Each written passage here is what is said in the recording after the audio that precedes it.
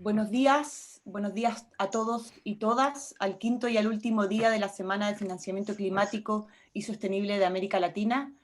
Es un gusto dar la bienvenida e invitarlos a mantenerse con nosotros durante toda la sesión. Han sido ya 5 días recorridos donde se han llevado a cabo diferentes sesiones sobre mecanismos y oportunidades para avanzar la movilización de financiamiento desde el sector público, desde el sector privado, sobre la importancia de la transparencia, la rendición de cuentas, y sesiones que se abordarán hoy abordan el tema del financiamiento y la justicia climática desde diferentes enfoques. A través de las sesiones sostenidas durante la semana hemos escuchado sobre los retos del financiamiento climático, pero también sobre las diferentes oportunidades que se abren a raíz de los procesos de reactivación económica asociados a la pandemia del COVID-19, para avanzar hacia un desarrollo resiliente del clima y en armonía con los límites planetarios. Durante la semana hemos escuchado claramente que las decisiones que se tomen hoy en materia de financiamiento asociados al proceso de reactivación económica, es decir, hacia dónde se van a dirigir los recursos fiscales y privados, determinarán la senda de desarrollo de los próximos 20-30 años. En ese sentido, es sumamente relevante destrabar las finanzas y que los gobiernos favorezcan y fortalezcan sectores y actividades que, además de generar empleo tan necesario que hemos visto a raíz de las consecuencias de la pandemia, den una señal clara de que empezamos una era hacia energías renovables, una nueva era hacia sistemas alimentarios regenerativos, una nueva era sobre economías de base territorial, economía circular, etc. En ese sentido, importa claramente el qué, es decir, hacia dónde van a ir los recursos y qué sectores se van a priorizar, pero también importa el cómo, y también importa el con quién, para que la reactivación económica en el marco de estos procesos de reactivación sea justa y efectivamente transformadora.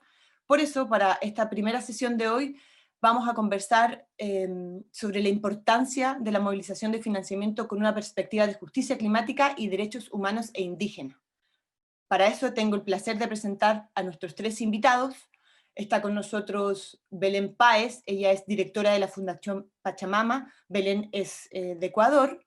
También está con nosotros don Denis Nairena, miembro del equipo técnico del Fondo para el Desarrollo de Pueblos Indígenas para América Latina y el Caribe, FILAC, con más de 40 años de experiencia en trabajo con comunidades indígenas en situación de riesgo y post-conflicto, sumamente clave para el desarrollo de la región y frente a las consecuencias que estamos viendo que deja la pandemia y también los procesos extractivos de nuestras economías. Y por último, está con nosotros también Paco Ayala, quien es líder social, fundador y gestor de diversas iniciativas de carácter comunitario y también es coordinador de Extinction Rebellion en México. Antes de darle la palabra, quisiera comentar brevemente la dinámica de la sesión y algunos elementos que hemos generado para fortalecer la participación e intercambio con todos ustedes. Entonces, la sesión apunta a ser una especie de conversatorio. Yo tendré el placer de dirigir 2 preguntas a nuestros panelistas. Luego abriremos una tercera ronda que recogeremos de las preguntas que ustedes harán a través de la plataforma de Zoom o a través de la plataforma de Facebook donde se está amplificando este evento. Al final de la sesión tendremos una breve encuesta para recibir sus impresiones sobre esta sesión y además compartiremos una encuesta que nos servirá de retroalimentación sobre la semana y para establecer procesos de mejora para futuras acciones. Por último, quisiera presentarme. Mi nombre es Carla Mas, yo soy asesora regional para América Latina, trabajo colaborando con la red Climate Action Network en América Latina. Entonces, sin más, volver a dar la bienvenida a nuestros invitados. Es un placer tenerles en esta sesión. La primera ronda de preguntas tiene como objetivo conocer desde sus perspectivas por qué es necesario integrar la justicia climática en la movilización de financiamiento, y para ello voy a dirigir preguntas diferenciadas a cada uno de nuestros panelistas. Quisiera entonces invitar a Belén, con una intervención aproximadamente de 5 o 6 minutos, a responder la siguiente pregunta. ¿Por qué el financiamiento debe integrar una visión de justicia climática y derechos? ¿Y cuáles son las vías que nos podrían llegar a fortalecer ello? Muchas gracias, Belén, tienes la palabra. Buen día, Carla, y buen día a todos. Muchas gracias por la invitación a este panel. ¿Me escuchan bien, Carla? Sí, ok. Bueno, sin duda, este tipo de conversaciones sobre financiamiento climático no pueden excluir temas fundamentales como el tema de la justicia climática, los derechos humanos, los derechos colectivos, los derechos de la naturaleza. Y ya se había de alguna manera eh, creado la expectativa de que el 2020 podría ser el año de la justicia climática, que es algo que el término como tal se trabajó en la COP6, pero no ha habido ningún tipo de materialización real sobre el tema y la inclusión de acuerdos sobre qué es la justicia climática y cómo implementarla. Aún así, creo que hay evidencias claras de que en los últimos años los movimientos sociales juveniles han sido líderes en la acción frente al tema de la justicia climática, que se convierte en un tema ya político, ético y que interviene en varias esferas, incidiendo y generando acceso a información para miles de ciudadanos del planeta para que puedan comprometerse a esta causa enorme que es la causa de la vida humana. Y la justicia climática ha sido estudiada por los frentes legales, por los frentes de política pública juveniles, y lo que se desea hacer es justamente usar el término de justicia climática incluso para generar litigio climático en las cortes nacionales e internacionales. Hay varias ya experiencias notorias sobre el tema de justicia climática que han sido litigadas a favor de los sujetos de derecho, incluso los mismos estados. Hay algunos casos interesantes, como es el caso del estado holandés, que ha demandado a las instancias públicas del Estado para reducir sus emisiones y con el tema de justicia climática. De igual manera, en Bruselas y en Ginebra, los tribunales por justicia climática, derechos humanos y derechos intergeneracionales ya han sido litigados con muy buenas proyecciones, y esto quiere decir que están surgiendo efectos y resultados positivos de esta movilización global frente a la justicia climática. Pero también me gustaría hacer un recuento breve de lo que fue una conversación bastante saludable, aprovechando el marco del 173 periodo de sesiones de la CIDH, en donde la sociedad civil el año pasado presenta un informe que fue desarrollado por más de 10 organizaciones de la región, en donde se habla específicamente sobre el conocimiento que tenemos sobre el cambio climático y sus impactos que amenazan a una amplia gama de derechos humanos colectivos, específicamente de poblaciones vulnerables como son los pueblos indígenas, como son los jóvenes, los niños, las mujeres. Y se hacen recomendaciones específicas para los actores estatales y los actores no estatales. Y este informe, por el carácter, ¿no es cierto? Es una sesión formal de CIDH, se presenta este informe. Este informe se acoge y es lo más reciente que tenemos, que me gustaría compartir algunas de cuáles son estos canales, cómo realmente incidir para que estos derechos puedan ser resguardados, protegidos, y de una vez por todas a poder mirar de que este financiamiento climático, de que estas acciones globales frente al calentamiento global tienen que cada vez más acoger el tema de los derechos y de su gama de temas para poder realmente ser efectivos y participativos y realmente ser más ambiciosos. El tema de los derechos es muy importante. Entonces, algunas de las recomendaciones que se hacen en este informe para los estados es que se enfocan en incidir para que realmente estas políticas se implementen acciones climáticas más ambiciosas a través de las CDNs en el 2020, que deben ser respaldadas por políticas y programas claros y efectivos, Estos programas deben tomar en cuenta las propuestas de los grupos más vulnerables y ahí el tema de la participación se hace muy importante.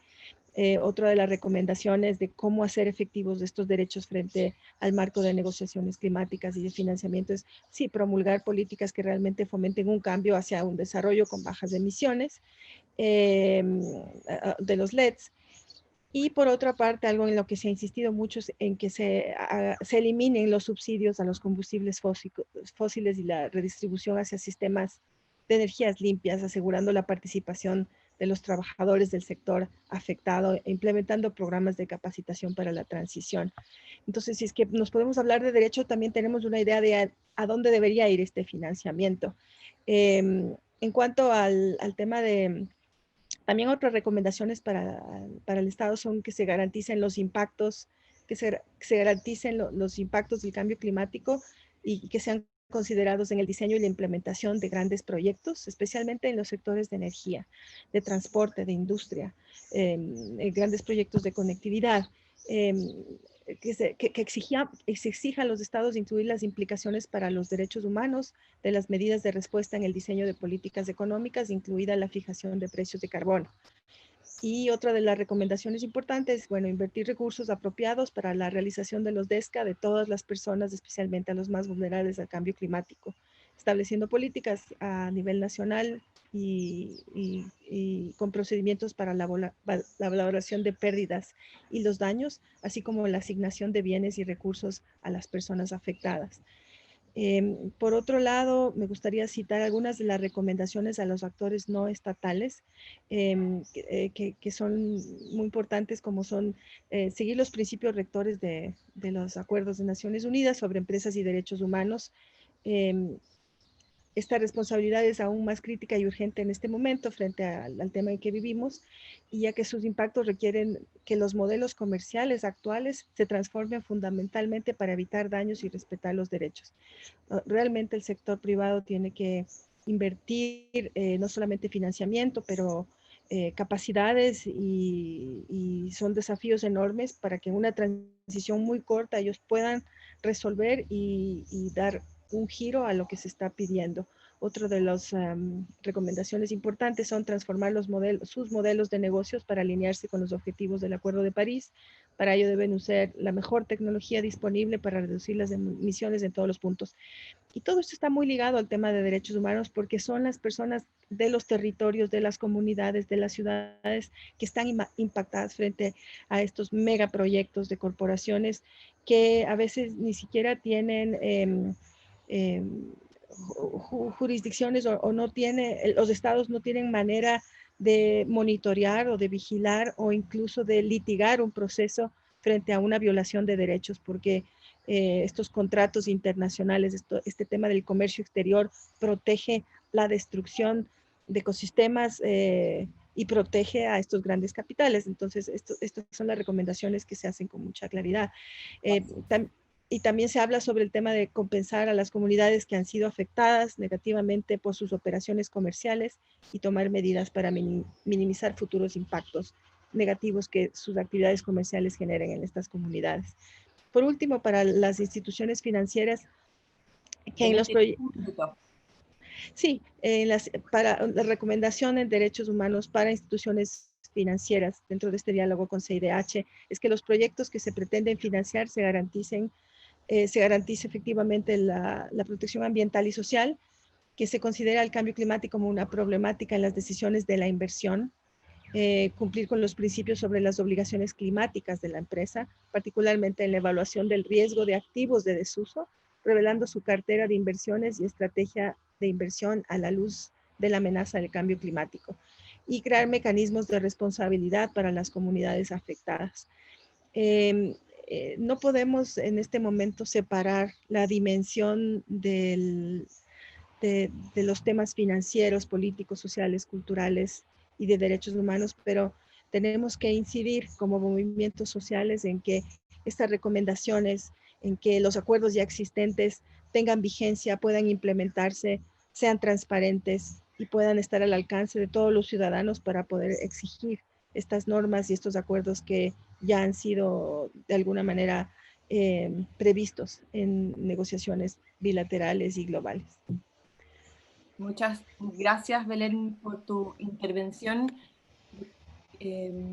Quisiera sí, destacar algunos elementos de tu intervención muy brevemente, y es esa idea de que la justicia climática empieza a emerger como una necesidad de los movimientos, como una búsqueda también de lo ético, de lo que estamos viendo, de los impactos, independientemente de que no existe realmente una claridad, un criterio sobre exactamente qué es lo que estamos entendiendo. Sí hay una pulsación, digamos, de la necesidad de que las actividades que se desarrollan en los territorios tengan en consideración las formas de vida y el habitar de las distintas comunidades y también los ecosistemas. Y creo que ahí también tú destacas algo que me parece súper importante para la región y que tiene que ver con la democracia en sí, que obviamente vemos que está sumamente amenazada, y en algunos países, o sea, la situación, y lo destaco por tu trabajo en el Amazonas, en Brasil es absolutamente eh, conflictiva y grave. Entonces la necesidad de que las poblaciones y las comunidades participen en los ejercicios de desarrollo y política se torna cada vez más prioritario y necesario para efectivamente llegar a esta convergencia y de un desarrollo armónico y en sintonía con los derechos humanos y los derechos de la naturaleza. Y en ese sentido yo quería darle la palabra a don Denis para hacerle sí, una pregunta que tiene que ver precisamente con estas comunidades, los pueblos originarios, nuestros pueblos indígenas, sobre cómo integrar esta visión, cómo asegurar que los derechos de los pueblos indígenas son priorizados y son considerados a la hora de el financiamiento. Cómo se puede avanzar en esa línea. Hemos visto históricamente que los derechos de los pueblos indígenas en particular han sido relegados, y vemos absolutamente la necesidad de que eso cambie. La pandemia obviamente nos pone en una situación en que lo evidencia de una manera bastante grave, y también abre una ventana de oportunidad, por qué no decirlo, para emprender esos cambios. Entonces, invitar a don Denis a compartir sus reflexiones y visiones al respecto. Muchas gracias. Muchas gracias por la invitación. En nombre del FILAC, el Fondo para el Desarrollo de los Pueblos Indígenas de América Latina y el Caribe, que tiene su sede en Bolivia. Yo actualmente, por este tema de la pandemia, me encuentro en Nicaragua. Un saludo para todos los participantes y incluso los panelistas. Este tema que estamos abordando en este momento es un tema, y ahí estoy de acuerdo absolutamente contigo y con Belén, de que es un tema que tiene muchos elementos de ética y de moral. Primero, voy a partir de que hace más de 10 años ha habido todo este mecanismo de financiamiento para el clima, con la esperanza de que se iba a incrementar las inversiones en el sector de energías renovables, la reducción de la deforestación, los cambios de modelo de producción, de consumo, el manejo de suelos y agua.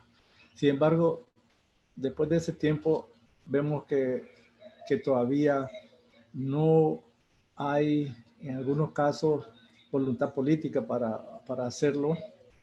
Hay muchos intereses económicos de por medio.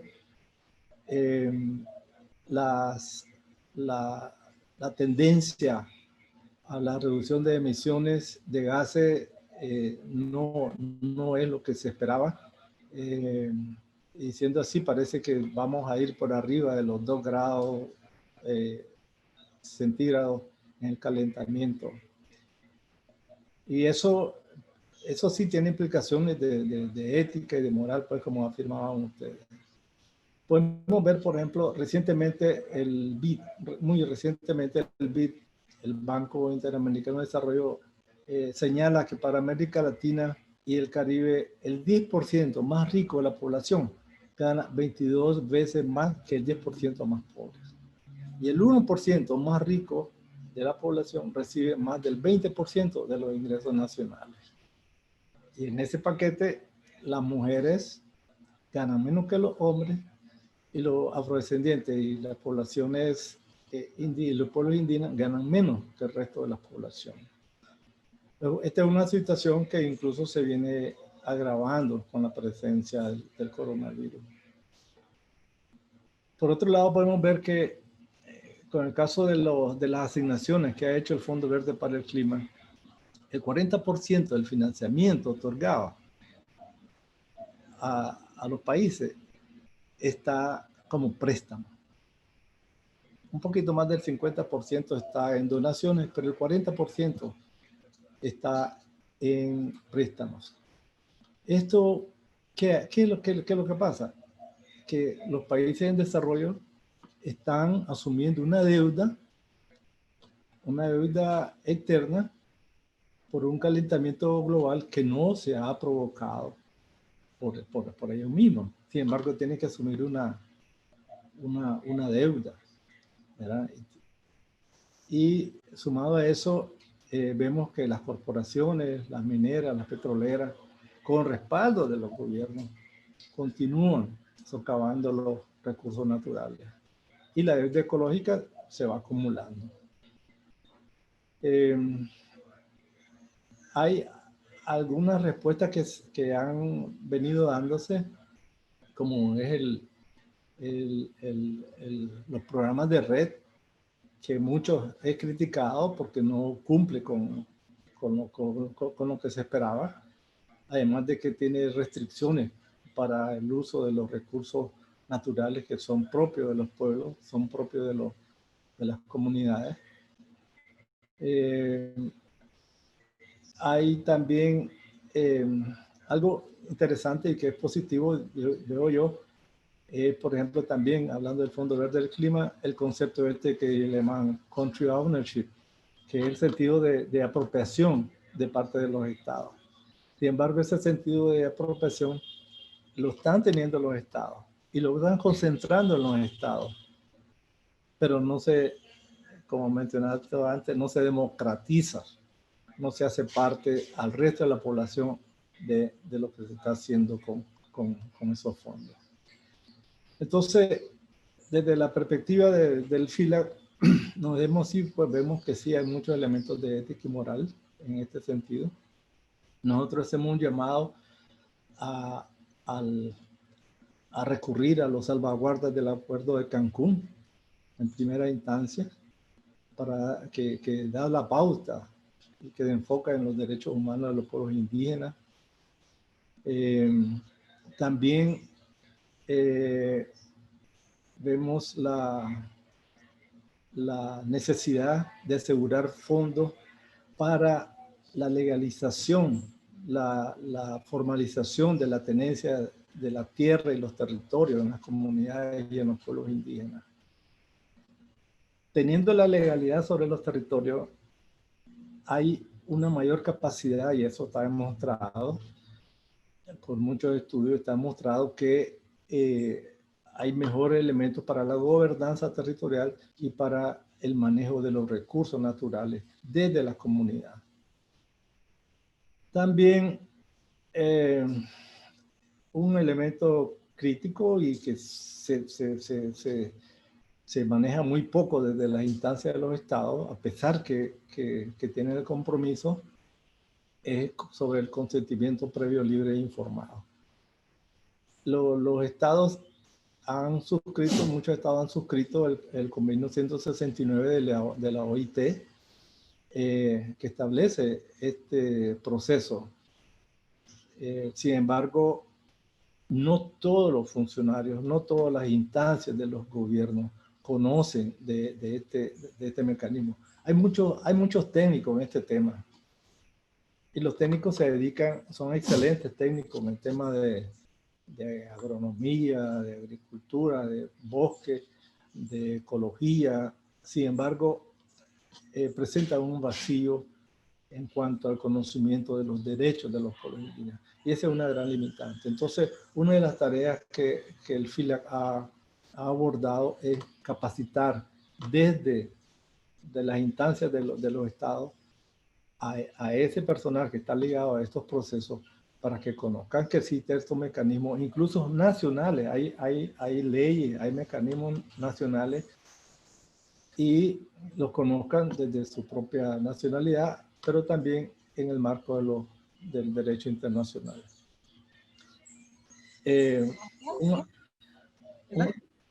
Adelante, un minuto. Ok.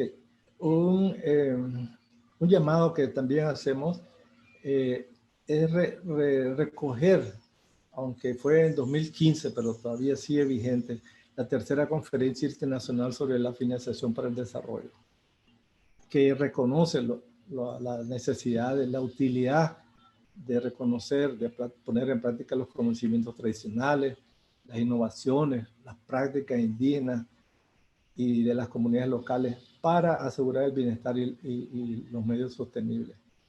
En esa conferencia se reafirmó el derecho de los pueblos indígenas para mantener, controlar, proteger, definir su propio desarrollo. Y esperamos entonces que todo estos financiamientos del Fondo Verde del Clima, el Fondo GEF, el Fondo Ambiental, pues, como dice en la convención, que no causen daño, ¿verdad? No causen daño. Muchas gracias. Muchas gracias a usted, don Benis, por poner en perspectiva cómo el financiamiento climático puede contribuir a prevalecer y reforzar los derechos humanos y en particular los derechos de los pueblos indígenas. A mí me gustaría en particular destacar un aspecto muy clave en América Latina, que es que efectivamente existe una pugna muy importante en términos del uso y apropiación de los territorios donde viven los pueblos indígenas hoy. El tema de la tenencia de la tierra se transforma como un elemento estructurante efectivamente para asegurar su pertenencia en los territorios y también para poder sostener el rol que tienen los pueblos indígenas efectivamente en la mitigación del cambio climático. Sabemos que son guardianes de los territorios y que los territorios donde habitan pueblos indígenas tienen un mayor grado de preservación y se asocia eso a una mayor capacidad de los bosques a hacer suministros de carbono. Yo quería con eso dar la palabra a Paco, considerando ya que Belén y don Denis nos dieron algunas perspectivas sobre derechos en Amazonas, en territorios, en relación a los pueblos indígenas, a Paco desde su perspectiva quizás un poco más urbana, como gestor y líder comunitario, a reflexionar sobre aspectos que debiesen de considerar estas inversiones para lograr beneficios integrales, para que efectivamente se resguarden los derechos, pero también que se generen otras oportunidades, otros beneficios que sabemos que son posibles de generar, pero que probablemente hay distintas fuerzas que hoy inhiben que el financiamiento vaya hacia esos sectores o acciones. Entonces, Paco, si nos pudieras compartir algunas reflexiones al respecto, y te agradecería quedarte aproximadamente en 6 minutos. Claro que sí. Pues muchas gracias por esta invitación a este tema tan fundamental en estos momentos que se requiere justamente un cambio profundo, ¿no? Yo quisiera comenzar diciendo que en una economía de mercado son más importantes las mercancías y su rentabilidad que las personas y su bienestar. Esta premisa debe cambiar de manera radical, es decir, que debemos voltear 180 grados esta prioridad. La Organización Mundial de Comercio no debe tener mano sobre el medio ambiente. Sabemos muy bien que cuando hay controversias, litigios entre la OMC y los acuerdos de París, siempre se dirime a favor de las mercancías y no de la justicia climática. Para lograr esto debemos crear las condiciones para que el cambio de conciencia hacia una visión sistémica comience a emerger en el corazón y la mente de las personas. Necesitamos, por lo tanto, trabajar en crear las condiciones sociales y ambientales para que esto suceda. Ya Jeremy Rifkin e Ian Morris han explicado de manera magistral la relación que hay entre las fuentes de energía y la forma en que la capturamos y el desarrollo de conciencia. Y por consiguiente, el sistema de valores que se generan a partir de esto. Dime qué energía empleas y te diré qué nivel de conciencia tienes. Por lo tanto, cuando hablamos de transición energética, estamos también hablando de la necesidad de profundizar en el tema de una nueva emergencia de conciencia, ya que ambas son intrínsecas y por consiguiente forman parte de un proceso que no se puede separar. Para lograr esto, tenemos que hacer una gran cruzada por la vida. Aquí es donde juega un papel también central la forma en que debemos comunicar a la población sobre el grave riesgo que representa no caminar hacia la transición energética y hacia generar acciones que reduzcan significativamente los impactos negativos que generamos al medio ambiente. Hoy la gran mayoría de la población no tiene idea del riesgo climático que estamos enfrentando. Las grandes corporaciones surgidas de la economía del carbón y las instituciones públicas que las representan desde el poder político hacen todo por negar las consecuencias de los impactos de las crisis climáticas. Saben que cambiar del modelo energético constituye la pérdida de su poder, del poder con el que actualmente gozan. Y también saben que surgirá una correlación geopolítica totalmente distinta y por consiguiente el costo de esto es la pérdida del confort de los países del primer mundo que hoy gozan y que no quieren dejar de consumir combustibles fósiles. Invertir en la transición energética es invertir en la vida de los ecosistemas que son los que sostienen la trama de la vida. Yo me pregunto, ¿qué cosa más importante hay que lograr que esto suceda? Por lo tanto, las inversiones deben dirigirse a proyectos que trabajen para crear comunidades sostenibles, donde la rentabilidad no sea la premisa fundamental para hacer o no hacer un proyecto, sino que se busque encontrar diseños que armonicen con los entornos naturales, respetando los ciclos de la vida. Los pueblos originarios pueden darnos una gran lección sobre cómo entender esquemas de economía social y solidaria con el medio ambiente. Debemos invertir en el desarrollo de proyectos locales que fortalezcan los tejidos sociales mediante nodos bioculturales que permitan crear células de autopoiesis socioambiental. Las grandes inversiones deben dirigirse a preservar los bosques, los ríos, las selvas, los mares y no en seguir invirtiendo en la extracción de recursos naturales para lograr altas utilidades que son consumidas por un mínimo porcentaje de la población mundial. Las grandes corporaciones o entienden que las externalidades socioambientales que generan son hoy responsables directos del calentamiento global, o será no solo su fin, sino también el de sus consumidores. Por último, quisiera decir que debemos generar políticas públicas que se traduzcan en leyes de observancia para todos, que las empresas que generan productos que contaminan deben de invertir no solo en mitigar sus externalidades, sino en modificar sus procesos de producción y consumo. Y si el caso así lo amerita, entender que el sistema a través del cual desarrollan lo que producen generando grandes impactos, deben dirigir sus inversiones hacia la innovación socioambiental que el nuevo modelo de energías limpias brindará. Muchísimas gracias, Paco, por tu intervención y por la invitación a pensar sobre un nuevo esquema y nuevos acuerdos y por qué no, un nuevo mundo. Aquí yo sí, me gustaría destacar la importancia que plantea sobre un nuevo sistema no solamente de distribución y consumo, sino que también valórico, tanto de nosotros como ciudadanos como de las empresas o aquellos que están en los procesos de toma de decisión.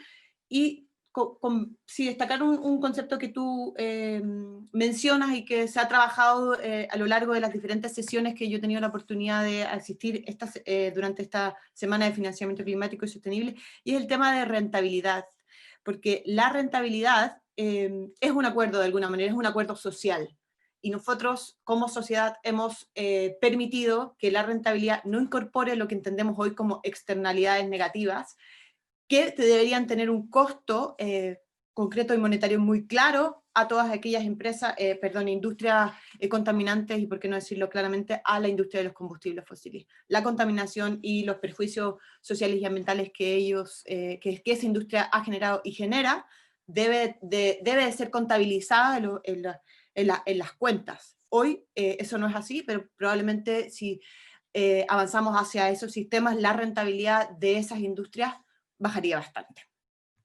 Dicho eso, quisiera invitar a todos aquellos que están compartiendo con nosotros esta sesión sobre financiamiento y justicia climática a enviar sus preguntas. Voy a hacer una segunda ronda de intervenciones, esta vez un poco más cortas, con nuestros panelistas para recoger las preguntas que ustedes tengan a través de la plataforma de Zoom o la plataforma de Facebook donde se está transmitiendo este evento, para poder dirigir esta tercera ronda de preguntas de acuerdo a los intereses y interrogantes que todos ustedes puedan tener. Así que, por favor, hagan sus preguntas, participen activamente, esperamos saber de ustedes. Esta segunda ronda de intervenciones, quisiera darle la palabra inicialmente a don Denis. Tiene como objetivo reflexionar sobre cómo lograr que el financiamiento se dirija de una manera más estratégica, precisamente a comunidades locales indígenas, y cómo fortalecer estos procesos de movilización. Entonces yo quería invitar a don Denis a poder conversar con nosotros sobre qué es lo que hace el FILAC al respecto y cómo se está empoderando a las comunidades indígenas para favorecer tanto el acceso como la gestión de financiamiento climático, y que sea una de los mecanismos muy claros en este proceso de reactivación económica post-pandemia. Ok, gracias. Mira, uno de los grandes limitantes que tienen, o de los grandes limitantes que tienen estos procesos de financiamiento climático es la falta de desagregación de información. Nosotros hasta ahora no hemos visto ningún estado, ningún gobierno, ningún banco multilateral o bilateral que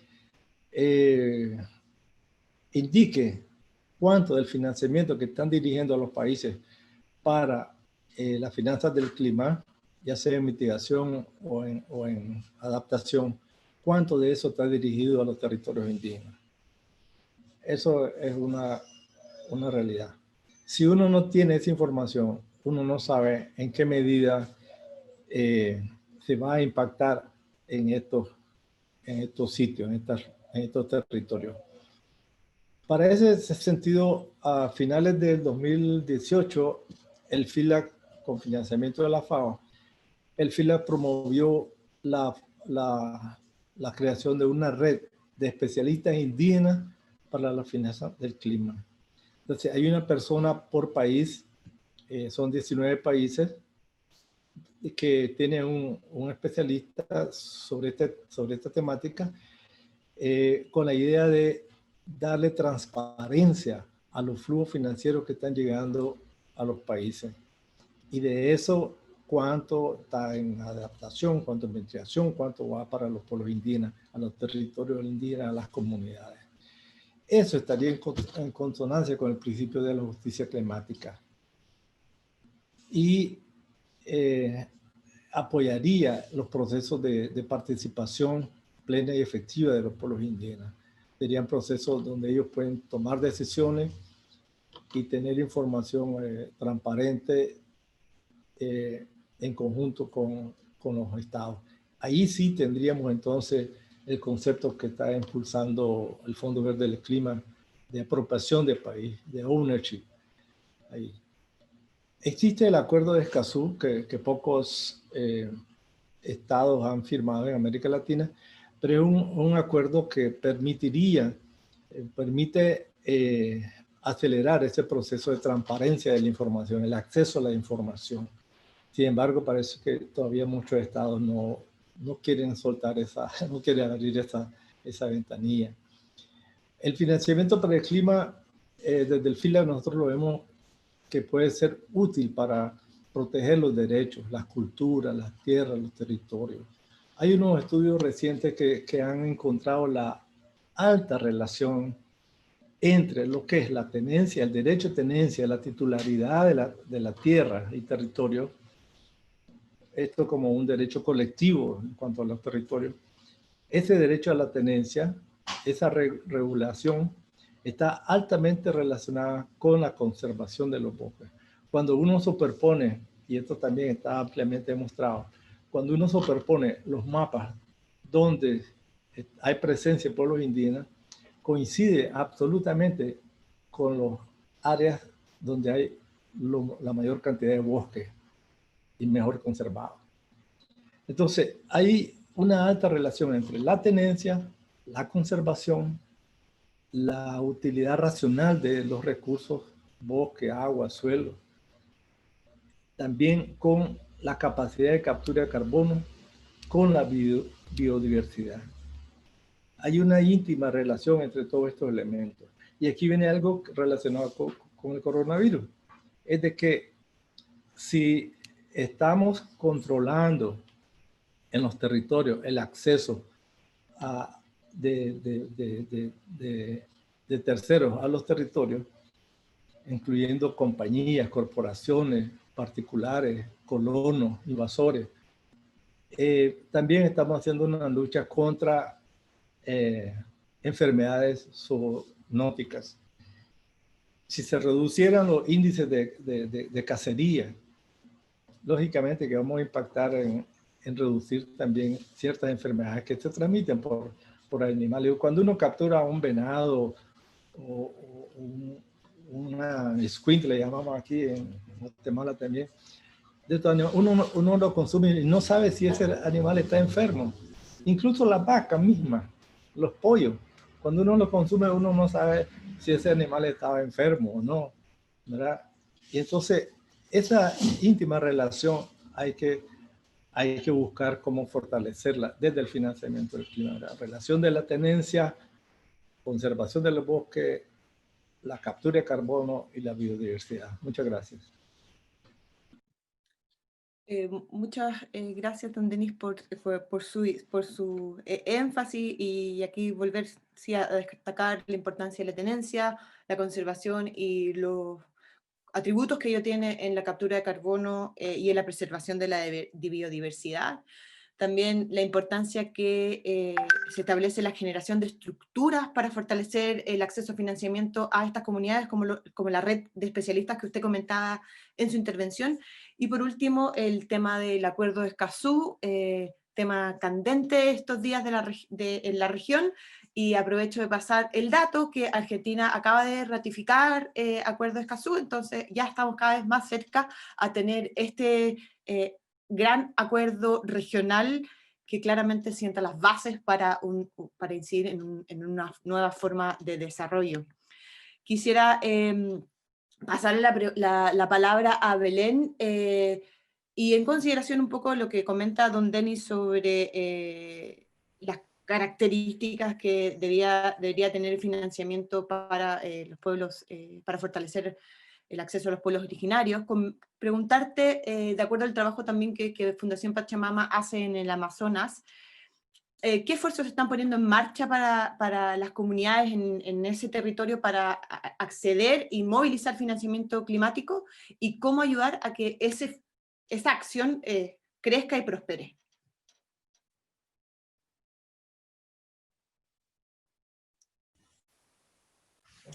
Gracias, Carla. Bueno, por un lado, ¿me escuchas? Sí. Sí, perdón. Por un lado, tenemos que existe financiamiento climático para pueblos indígenas, para reducir la deforestación, para la conservación de los bosques. Eso es indudable. Han llegado varios millones, en el caso del Ecuador y Perú, para esta implementación.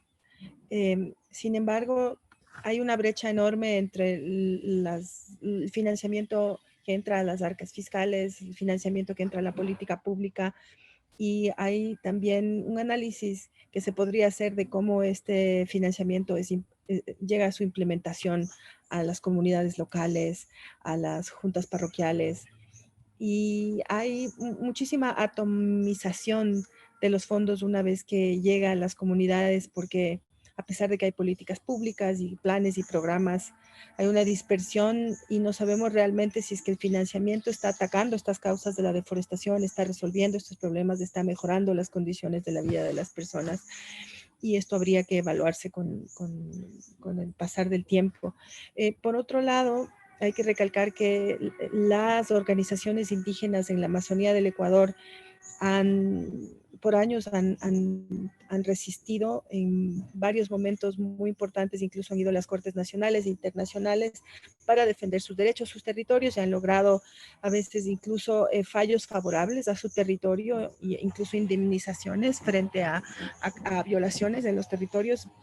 Y esto ha generado de alguna manera un interés por parte del Estado para mirar este poder social que tienen las organizaciones. Hoy por hoy en la Amazonía, los ojos del mundo están en la Amazonía. No sé si ustedes lograron revisar alguna primera plana de la revista Time hace 3 días, en donde una de las 100 personas más influyentes del planeta se consideran a una mujer del pueblo guaraní en la Amazonía del Ecuador. Entonces, los ojos del mundo están en la Amazonía y esto es muy importante porque hay una cierta incidencia, hay una manera de comunicar de que no solamente el pulmón del mundo, sino de que esta gran bomba de agua que es la Amazonía para el mundo, está en problemas.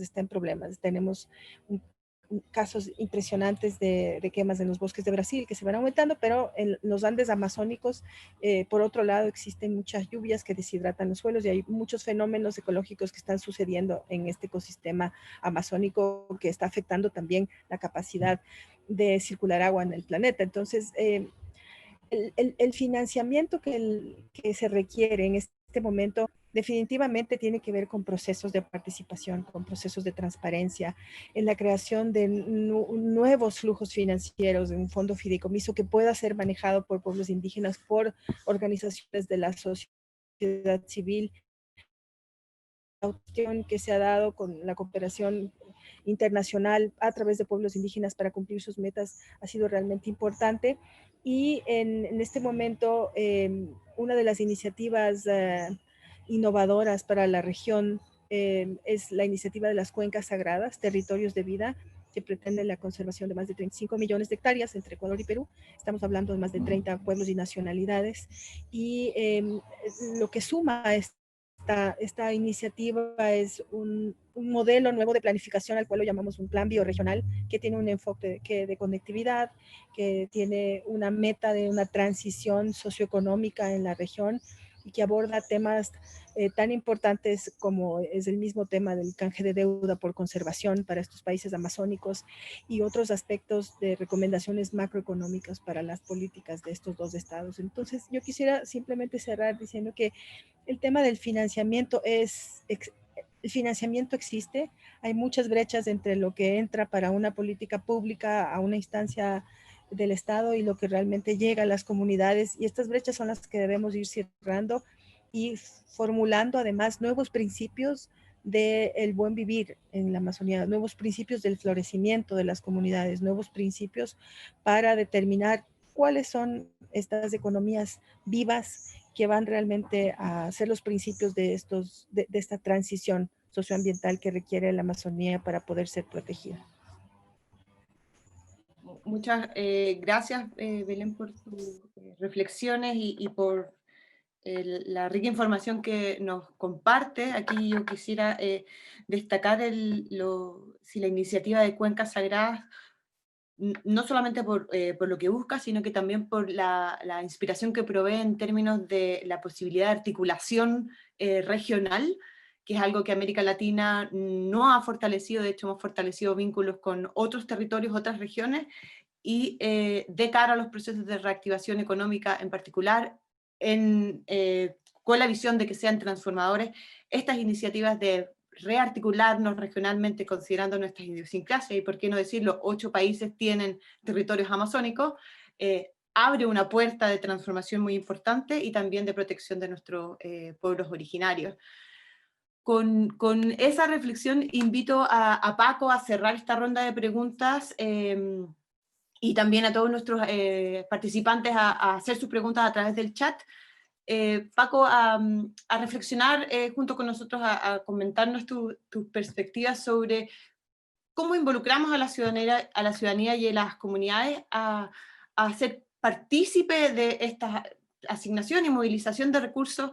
¿Qué mecanismos se podrían generar para fortalecer su empoderamiento y participación en esto que eventualmente puede parecer tan lejano de nuestro día a día, que es la conversación financiera y de acceso a financiamiento, pero que es tan fundamental en el cómo nos vemos habitando nuestros territorios, incluyendo Sí, las... claro que sí.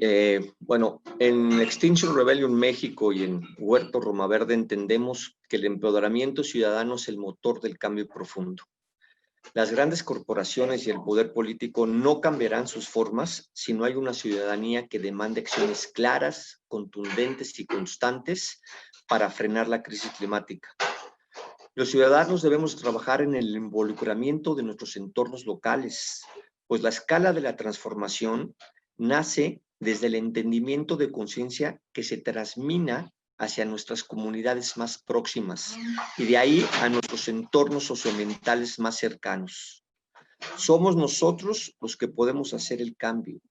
Por lo tanto, debemos involucrarnos más de lleno en colectivos que ya están trabajando en esquemas de transición socioambiental. Afortunadamente ya existen muchísimas organizaciones en todo el mundo que están trabajando hacia este sentido. La crisis ambiental que hoy enfrentamos es una crisis de paradigma. Por lo tanto, debemos entender que también estamos ante un hecho histórico de gran relevancia, pues lo que está sucediendo trastoca todos los supuestos que nos habíamos imaginado dentro de la visión racionalista. Y por lo tanto, en ese estado de conciencia basado en combustibles fósiles y en esquemas jerárquicos, centralistas, verticales y paternalistas, hoy el cambio demanda la autogestión, la descentralización y la transversalización en la toma de decisiones, en el fortalecimiento del sagrado femenino y en una visión intuitiva, sutil, causal y sistémica. Muchos retos, sin duda, hay por delante. Uno de ellos es romper con el cerco mediático que hoy impera en los grandes medios de comunicación y en la frivolidad que sucede en las redes sociales.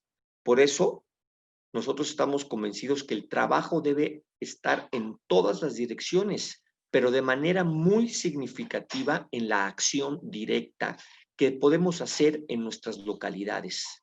Debemos hacer trabajo territorial, activando células biosociales que permitan que personas, colectivos, organizaciones, pequeñas empresas y demás actores interesados puedan involucrarse para hablar y hacer, co-crear y codiseñar, colaborar y emprender acciones que mitiguen de manera directa nuestros modos de consumo.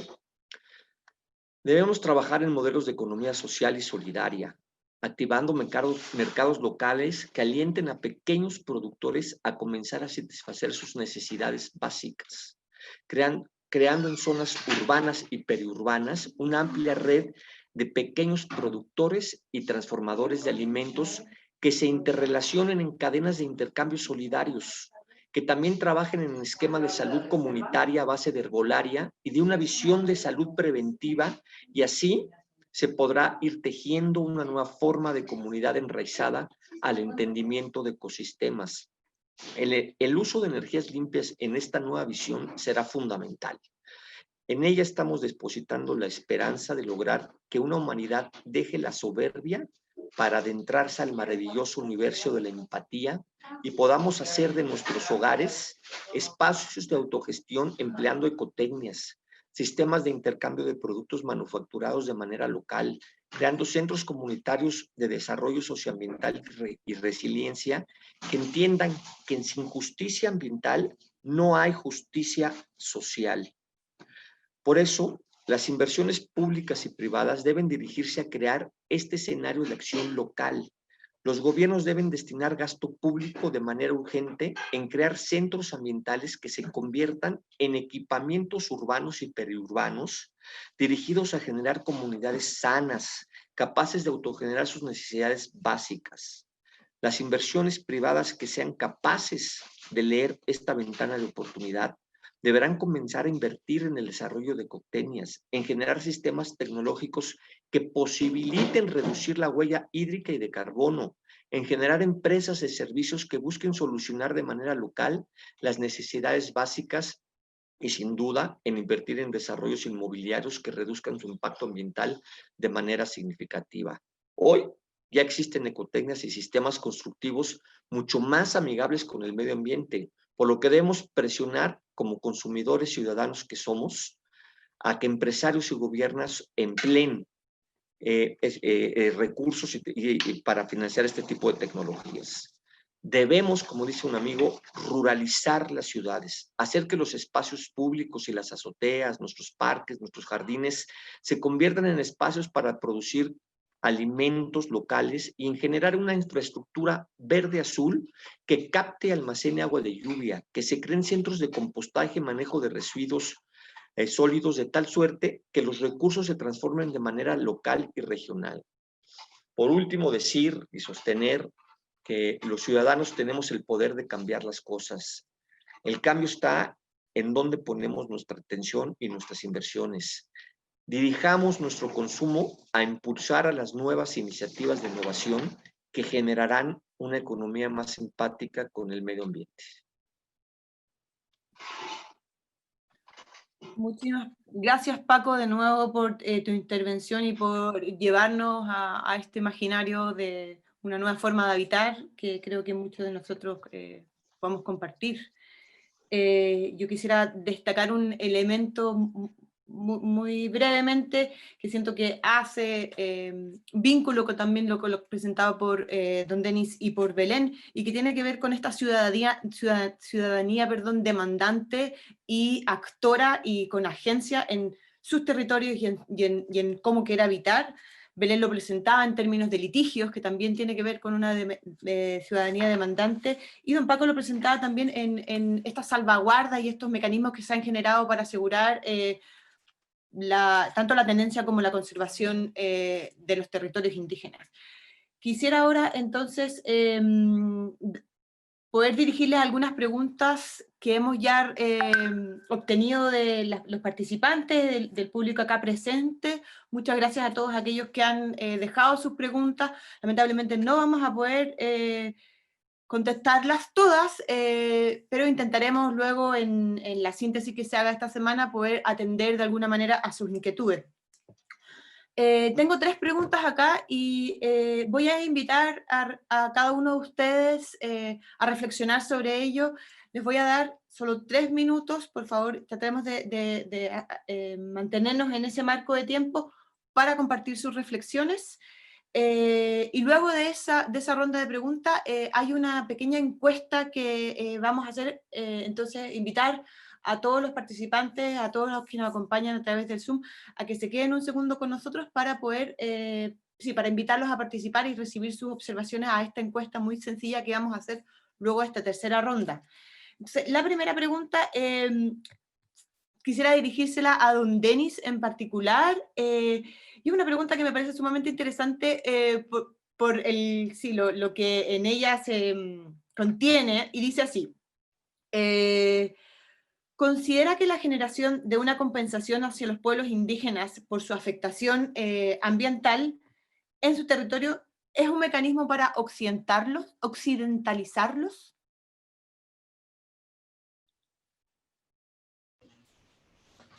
¿Necesita que se la repite o está ok? No, está bien. Normalmente los pueblos indígenas han sido marginados en todo el sentido de la palabra, en servicios de salud, en servicios de educación, en servicios de vivienda, de electricidad, de infraestructura vial, etcétera, etcétera.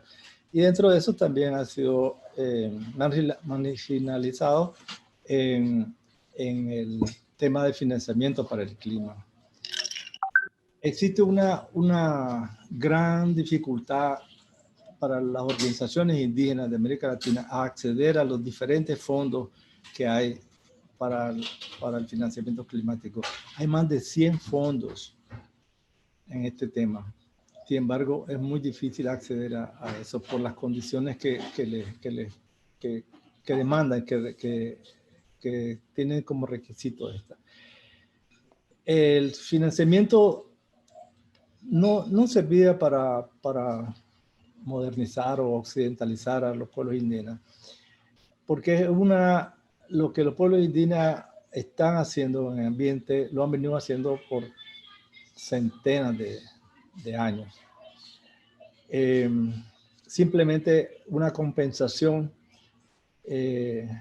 no es tampoco lo que se llama tener sumideros de carbono. Esa es una palabra que a mí no me gusta para nada, pero es compensar por algo, aunque tiene sus bemoles también, por algo que se ha estado haciendo y que no lo hacen los países contaminadores.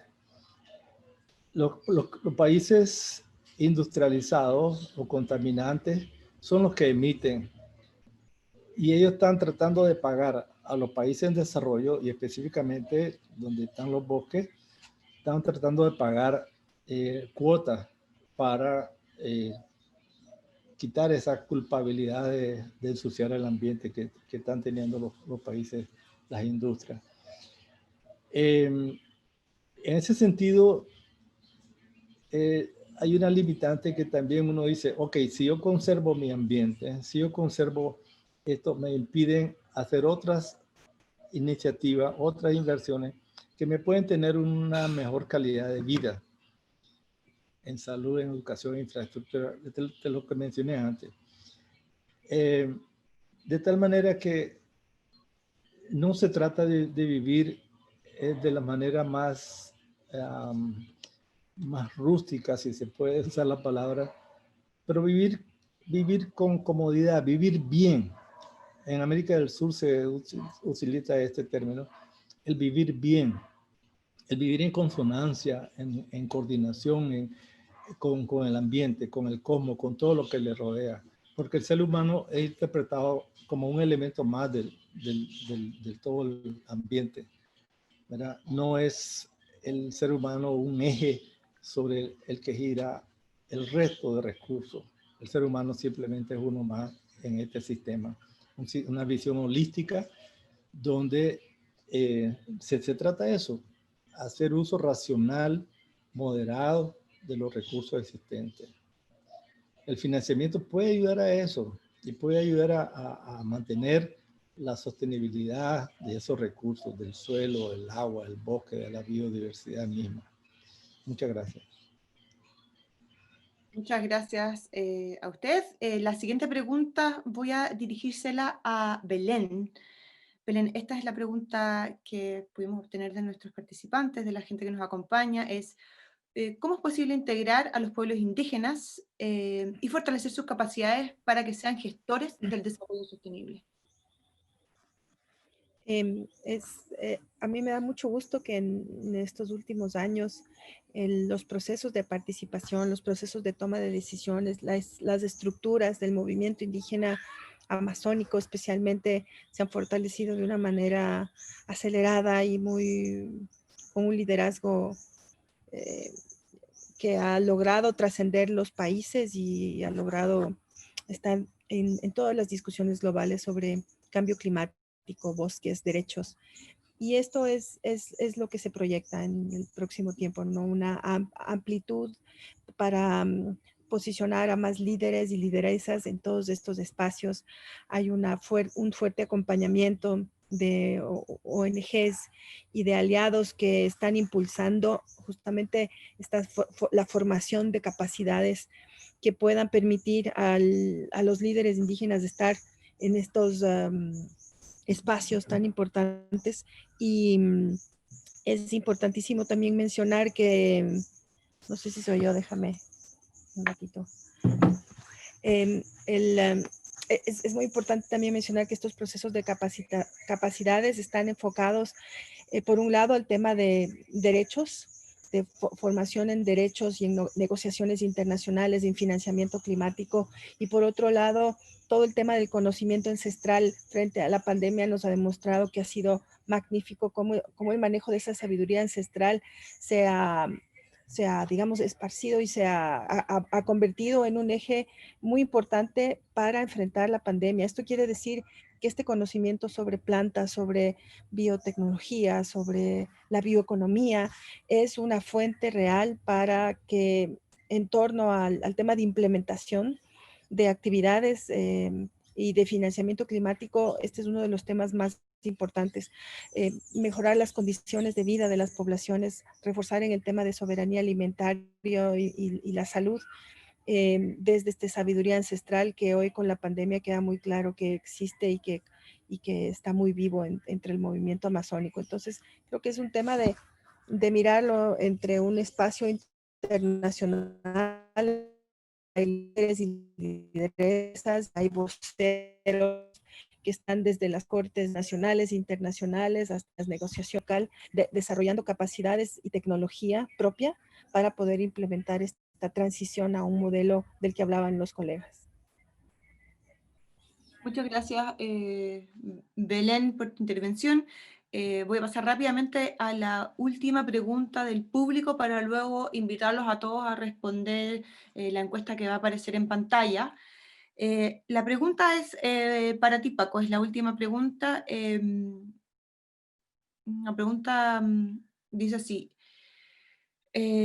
¿Conoces o si nos puedes comentar sobre algún tipo de contabilidad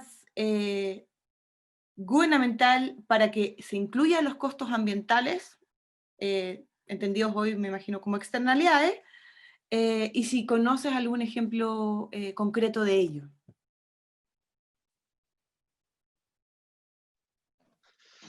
Hola, bueno, antes de responder la pregunta, yo quisiera nada más decir en apoyo a mis colegas panelistas, es que el problema central de la justicia climática es que los países desarrollados deben reconocer que las naciones menos responsables del cambio climático y sus efectos son quienes sufren más sus peores consecuencias. Y me permito nada más citar a Janet Redman, que nos dice que los países industrializados del norte están moralmente y legalmente obligados a reparar la deuda climática. Los países desarrollados se hicieron ricos a expensas del planeta y del futuro de los pueblos, explotando carbón o petróleo barato. Ellos deben pagar por las pérdidas y daños resultantes, reduciendo drásticamente sus emisiones ahora y apoyando financieramente a los países del sur hacia un camino de energías limpias. Los países desarrollados, asumiendo su responsabilidad histórica, deben honrar su deuda climática en todas sus dimensiones como base de una solución científica, justa y efectiva, lo que no debe ser solo compensación económica, sino justicia reparadora, entendida como una justicia de restitución integral a la madre tierra y a todos los seres vivos. A mí me parece fundamental porque esto abre un debate muy fuerte, muy profundo, porque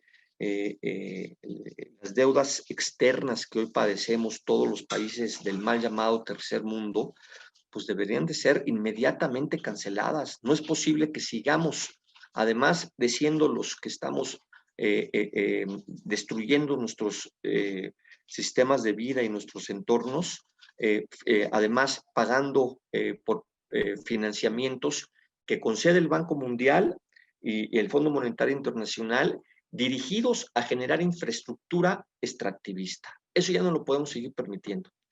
Y en ese sentido, pues una contabilidad así sobre el tema de los impactos de las externalidades, pues yo no lo conozco, porque hay intentos de algunas organizaciones no gubernamentales que han estado trabajando en torno a esto, de científicos, gente en Extinction Rebellion que sé que han estado muy metidos en tratar de hacer esto, por ejemplo, los libros de límites al crecimiento y más allá de los límites del crecimiento, digamos que tienen ahí una cantidad importante de datos sobre la cantidad de recursos que hay y sobre los efectos que se generan, pero evidentemente no se quiere por parte de quienes deberían de hacerlo comunicar estas cosas, ¿no? O sea, hay un terror enorme en este sentido de hacer evidente pues la enorme fragilidad en la que nos estamos moviendo en estos tiempos. Entonces, pues yo creo que sí es algo que hay que poner en nuestro catálogo de demandas, que haya una rendición de cuentas para que esto suceda.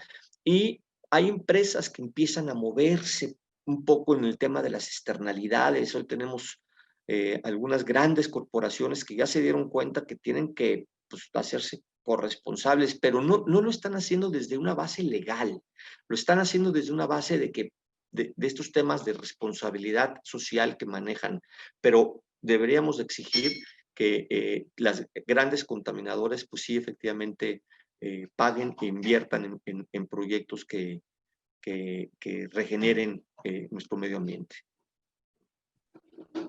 Muchas gracias, Paco, y solo ahí rescatar que hay unos elementos que tú mencionas que son clave, particularmente de la agenda climática dentro del marco de las negociaciones, que es efectivamente pérdidas y daños, que es hay una pugna que se tiene entre los países industrializados y no industrializados, que debemos instar a nuestros países a posesionarse en esa discusión. Y también el tema de financiamiento verde, se espera que los países industrializados también puedan movilizar financiamiento, aproximadamente son $100.000 millones al 2020, y luego $100.000 millones anual.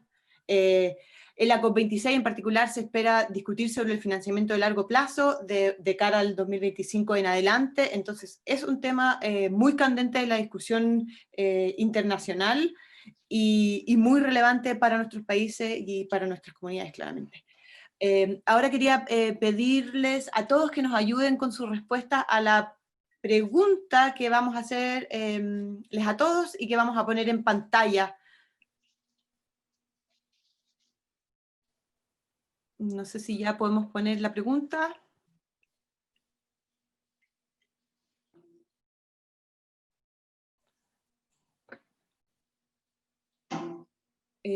Espero que ya todos lo puedan ver.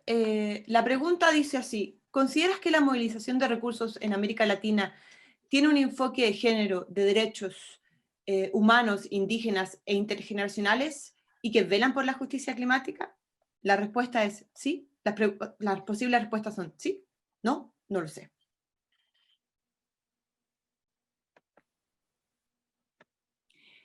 Y mientras los invitamos a votar en esta sencilla pregunta, yo quisiera, en vista de que hemos hablado bastante sobre la participación, la democracia, la necesidad de involucramiento, hacer una prueba en este Zoom e invitar a algunos de los participantes que nos acompañan a compartir algunas de sus reflexiones respecto de justicia climática y financiamiento. Si hubiese alguien interesado en hacer algún comentario muy breve, les agradecería que puedan levantar la mano para que le puedan habilitar el micrófono. O indicarlo a través del chat, de manera que podamos invitarlo a participar a esta sesión.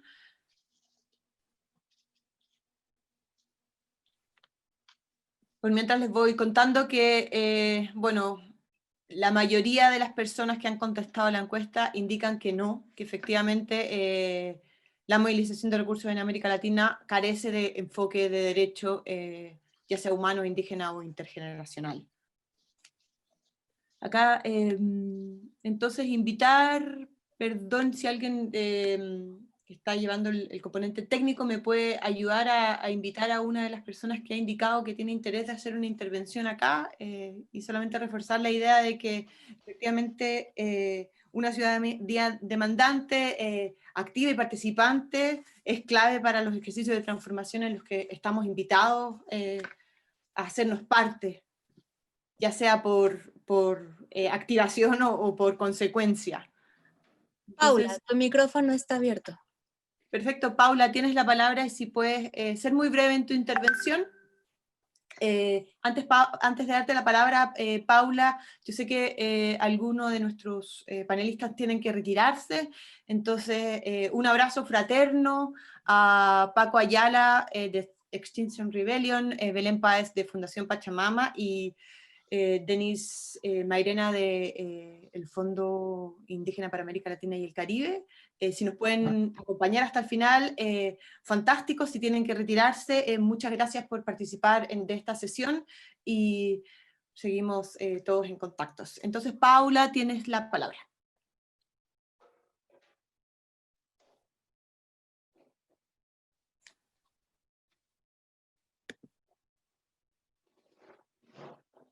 Paula. Hola. Hola, no me quería desmutear antes de que me dieras el ok. Perfecto. ¿Qué tal?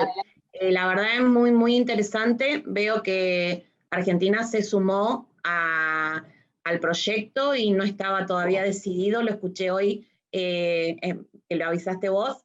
Así que la verdad que muy contenta. Nosotros en el grupo que trabajo con los chicos estamos haciendo un tema de reciclado y nos importa muchísimo y vemos que hay poca llegada. Entonces creo que es sumamente interesante que todos desde las políticas podamos tener el apoyo que ustedes nos dan como organizaciones. Sí, creo que esto que está pasando con la pandemia, lamentablemente, nos abrió las puertas a un montón de lugares. Así que bueno, el comentario más fuerte que puedo hacer es que gracias a ustedes nosotros estamos teniendo voz. Entonces creo que es lo más grato que puedo decir. Nada más. Muchas gracias, Paola, por tu intervención. Entiendo que hay otra persona del público que quisiera hacer una intervención corta. Si me pueden hacer el favor de pasarlo a los panelistas, lo agradecería mucho. Si puedes levantar la mano para activarte el micrófono, por favor. Si alguien desea hacer un comentario o alguna participación, le pedimos que levante la manita y en ese momento le activamos el micrófono. Mil disculpas por aquello. Yo vi a otra persona, pero puede ser que me haya equivocado. Es Sofía, me parece, Sofía Paredes, quien estaría interesada en hacer una intervención. Sofía, si quieres una intervención muy corta, 2 minutos, para luego ya cerrar oficialmente el panel. Sí, quería preguntar, bueno, creo que ya se fue Paco Ayala, pero hay muchos esfuerzos que constantemente estás oyendo y que los que se ha estado hablando esta semana, ¿no? Todos los fondos del Green Climate Fund, de Global Environmental Facility y cantidad de iniciativas y fondos que se han mencionado, pero decían que los gobiernos de los países industrializados no están tomando su responsabilidad en su responsabilidad histórica que tiene el cambio climático, que yo estoy de acuerdo con eso. Sin embargo, yo veo que hay algunos esfuerzos. La pregunta, o para quien quiera comentar, es ¿por qué algunos casos, y es una pregunta genuina, no estoy tratando de justificar a nadie, es ¿por qué muchas personas consideran que esos esfuerzos no son honestos o no son genuinos o no son... ¿qué cosas que no vemos que le indican a los pueblos originarios o a comunidades locales que esos esfuerzos no van a funcionar? O sea, ¿qué hay que cambiar? ¿Qué más hay que cambiar en esos esfuerzos internacionales? Eso es.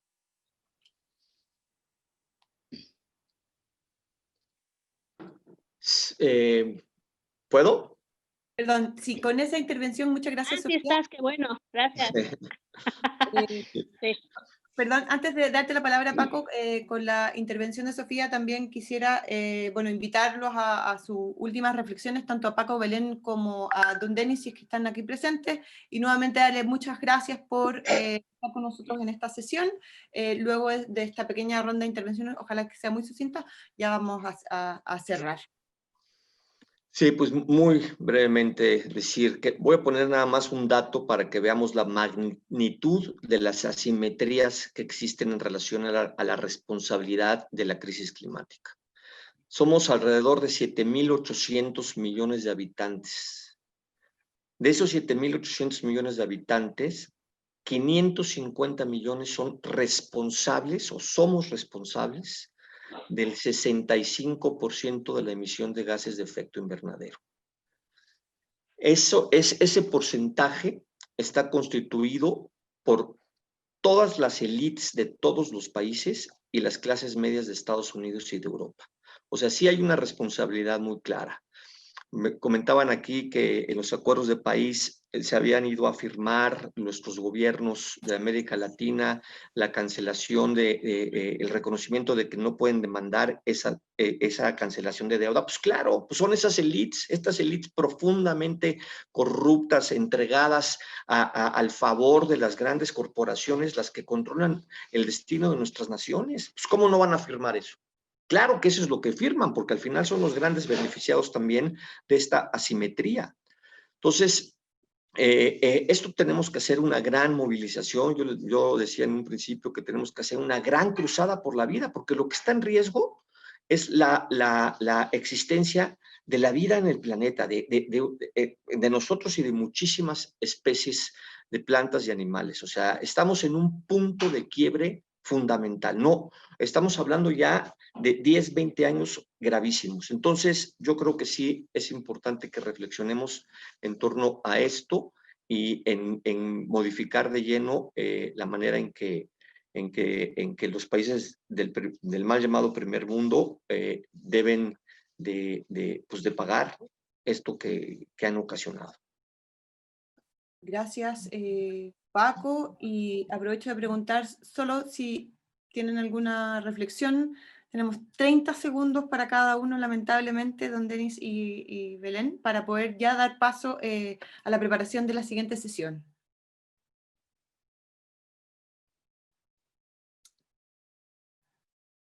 Si no hubiese algún comentario adicional, entonces tan solo agradecer nuevamente su participación, la posibilidad de contar con la visión de sus organizaciones y